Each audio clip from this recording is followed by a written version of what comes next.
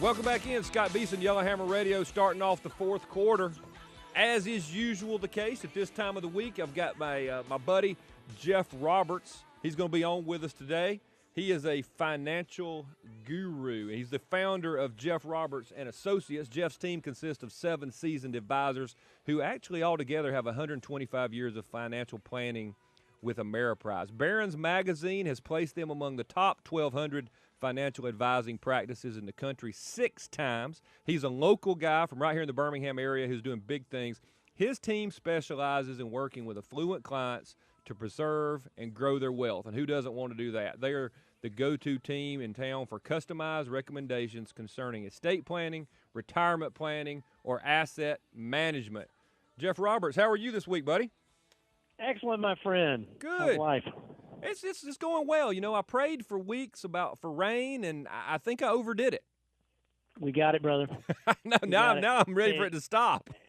And in my back home up in Knoxville, Tennessee, with the folks in Gatlinburg, they needed it there too, so we appreciate the prayers. Absolutely. What are we talking about today, Jeff? Okay, well, you know how I base a lot of our conversations on things that I see with clients and new people that come into our office for the first time.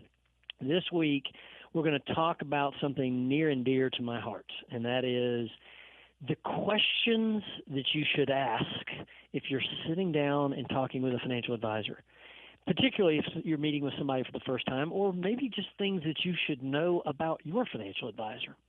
And the reason I'm bringing this up is because we sat down with somebody in the last week that came in for the first time, and they had, in the last couple months, they'd met with somebody who'd made some recommendations, and they made some changes and did some stuff with their money. And I truly was wondering whether it was in the client's best interest or not. And I'm thinking to myself, it's maybe because people out there might not even know what to ask of their advisor to find out if they're working with somebody that really is going to work for them. Hey, Jeff, let me a good chance. Yeah, let me expand on that a little bit, or tell you my personal experience a little bit. I've got family members who have had some financial planning in the past, and I always get this friend who just started in the financial planning business, and they call you, and they call me, and they call everybody they know, and say, hey, look, I'm in the business now, and I'd really like to talk to you about your retirement, et cetera, et cetera. I know so little about financial planning because that's just not my thing. And I really don't know, and I've always wondered this. I'm glad you're bringing it up. What kind of questions do I ask? How do I know I'm actually talking with someone who is, number one, have expertise in the field, didn't just start doing it a couple weeks ago, and then how do I know that they're looking out for me first instead of them first? Because I have experienced that. Yeah, it starts with just knowing some basic questions to ask. And, when in doubt, talk to more than one person before you make a decision. We just had some folks today that had come in, and they had met with 3 other financial advisor firms and were referred to us and wanted to talk. And so I even said, well, here's some criteria that you should be asking each one of us, so to speak. A good question that starts, it's simple, but how long have you been in the business? And it's a very simple question, kind of like what you talked about a second ago. You've got friends, they just started, they're calling you up, trying to build a book of business, so to speak. But it's more than just asking that question, because sometimes you'll get answers from people that they've been in the, quote, financial industry or anything related to finance whatsoever, and they'll kind of consider that in the business, so to speak. Right. I've been in banking for 27 years because I ran the shredder in the basement. But I've just started advising clients last week. So the question Yes. really needs to be, instead of how long have you been in the business, how many years of experience do you have advising clients at your firm, which is a more direct question. So you're trying to find out how long have they been giving advice. And then I would also, even a separate question, find out how long have they been at that particular firm, which is important as well. And I think probably another one to tackle on that same one too is, who is the company? Who do you work for? Now, oftentimes that's obvious. If you're walking XYZ company, you can see the name on the door. But people like myself, my team is Jeff Roberts and Associates, but we are a franchise of Ameriprise Financial. So our parent company is Ameriprise, but we are a locally owned firm, Jeff Roberts and Associates, which is important to know. And like asking how long have we been in business? Well, my company's been in business since 1992. We have, as you mentioned, 7 advisors on the team, varying in ages. We combined have 125 years of experience at Ameriprise giving advice to clients. I've worked with clients for 24 years here at this company giving advice to clients. And so you're looking, obviously, for some tenure and some experience, ideally people that have been through some crazy market and economic climates and know how to advise clients through each of those. I'd say another one that's important, and it really comes down to credentials. And that is just, you could simply leave it at that. What credentials do you have? And what you'll oftentimes find if you are talking or see somebody's business card that's a financial advisor, sometimes if you look after their name, you're going to see some initials. Like on mine, there's 3 different sets of initials after mine. And what these are called is professional designations. And professional designation is nothing more than the advisor, that person that has a designation is an advisor that has spent some time studying a particular curriculum offered typically through a school that is specializing often in something about their career, like it could be general financial planning, it could be estate planning, it could be tax planning, any number of retirement planning. It could be about a particular subject or a broad subject. And that curriculum involves typically anywhere from 30 to 40 to 80 hours, potentially or more, worth of studying, and then a series of tests that someone has to complete in order to have that designation under their name or by their name. So should I just ask them, hey, what are these designations behind your name? What does all this stuff mean? Well, first find out if they have designations. Okay. Do you have any professional designations, or do you have any credentials, which would be important to ask. Let them tell you about their credentials. Let them tell you about what those designations are. Now, let me back up a minute, because to be fair, just because somebody has initials after their name does not mean by any means that they're a wonderfully and talented and ethical advisor. Quite frankly, in my 24 years of experience, I've seen people that have initials after their names that I wouldn't recommend my dog to. Right.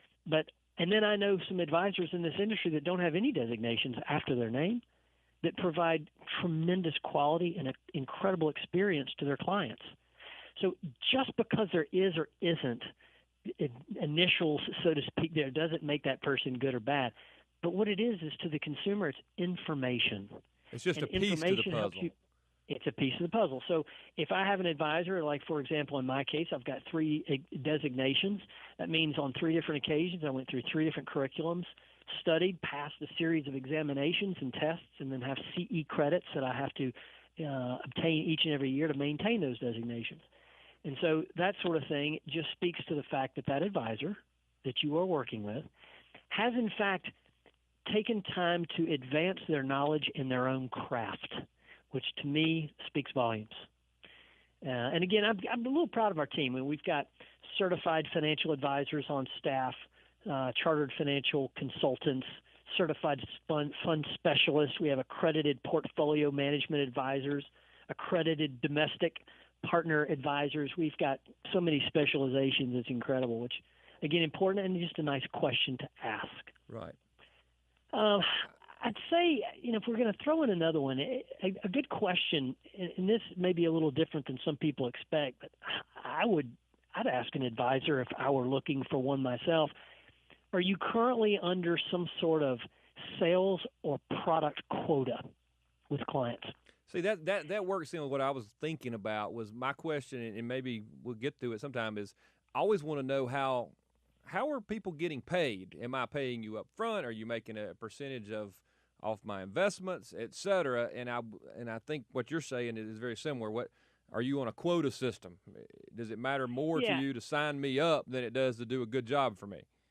And the next, what you talked about compensation, that's one of the next questions I'm going to get to, because you're exactly right. That should be asked as well as disclosed early on. And the reason I'm asking this about quotas is because some quote financial advisors, and they have business cards that say that, are really pushing a particular product offering.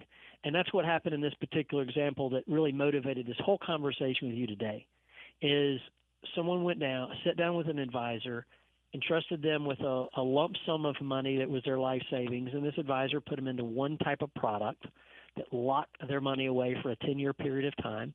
There are advantages and disadvantages, but when you take someone's entire nest egg and lock it away for a 10-year period of time in a product, all of your money in that one product seems a little extreme. And that tells me that person was probably selling a particular product for a living as opposed to giving sound advice, because it's rare that you would recommend something that's that long-term with someone's life savings.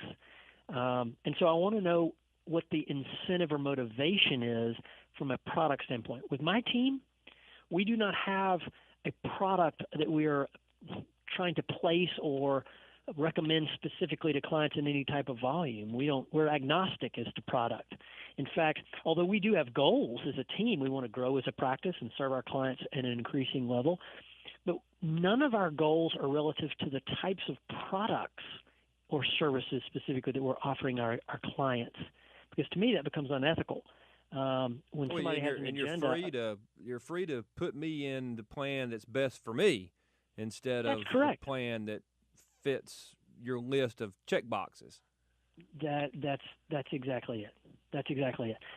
Another great question to ask is to ask somebody, just hypothetically, to say, if I wanted to buy one common stock, like a company stock, XYZ company, to make up a company name.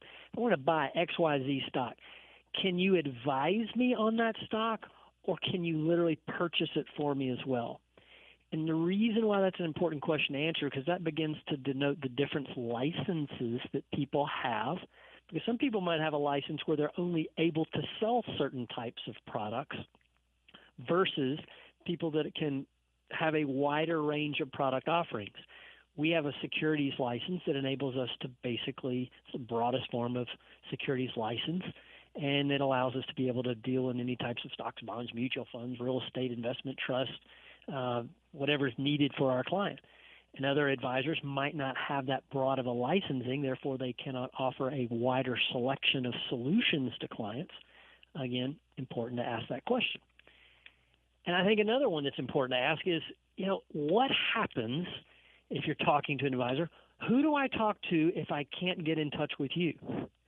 Now, that question is actually a little bit deeper than you may think. It's not just, if you're out to lunch, who's going to answer the phone and who's going to take my call? Well, let's take it a step further than that. What if the advisor's on vacation? What if the advisor was injured or ill for an extended period of time or got run over by a bus? If I like to run. I'm a jogger, so if I'm out running and some car jumps the curb and runs me over, who are my clients going to be working with? So on our team, there are multiple advisors that would be able to pick up. And our goal now moving forward in our practice is to make sure that our clients start to have deeper relationships with other advisors on our team so that they know multiple people and have a relationship with multiple people. That makes great sense. Jeff, man, as usual, you bring some very, very good information. I'm doing financial planning just talking to you every week, and I appreciate you coming on every week. Well, that's our purpose, and we're delighted to do it. Good to talk to you as always, Scott. Hey, thanks a lot. That's Jeff Roberts with Jeff Roberts & Associates. You can get in touch with them anytime. Just look them up or call the station. Call us. We'll help you get in touch with them. They do great work. We'll be right back. Scott Beeson, Yellowhammer Radio. This is Yellowhammer Radio.